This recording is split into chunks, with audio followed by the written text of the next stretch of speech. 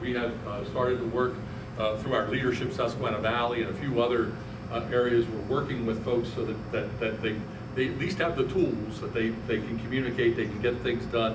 They have those nominal group techniques that we talk about a lot in leadership, Susquehanna Valley, and our other leaderships. They have those tools in their toolbox. And then the other piece is we've started with a series of training.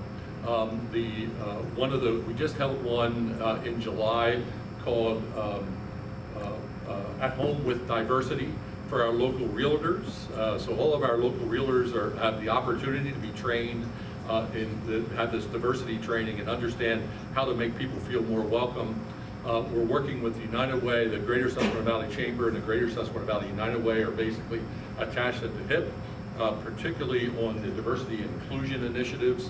We're working very hard on those. We're working with Susquehanna University, with Bucknell University and others to essentially get the message across that wherever you're from, we're glad you're here.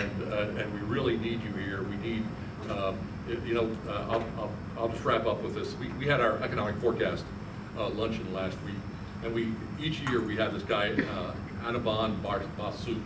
He is affiliated with the Baltimore Federal Reserve, and each year for the last 5 years, 6 years this year, I ask him the same question.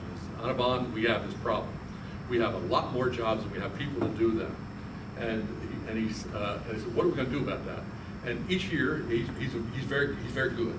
He doesn't give me exactly the same answer, but essentially what he says to me is, Bob, you and the Chamber of Commerce have got to begin today to recruit 3,000 knowledge workers, people who have skills, into the Greater Susquehanna Valley. And you ought not to worry about where they're coming from. What you ought to worry about is they have the skills to do the jobs that exist here.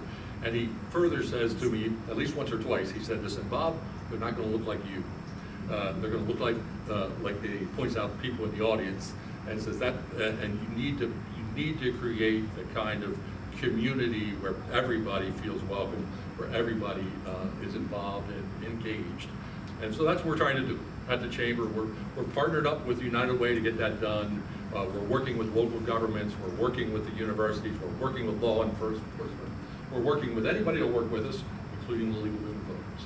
And let me just say thank you to Terry and to others for partnering with us.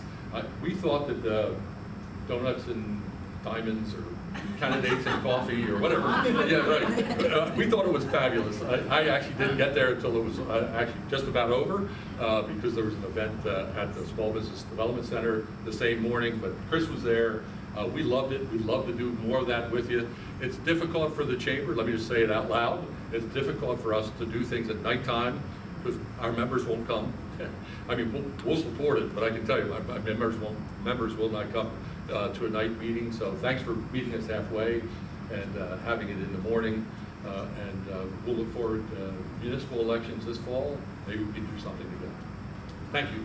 Thank you, Bob.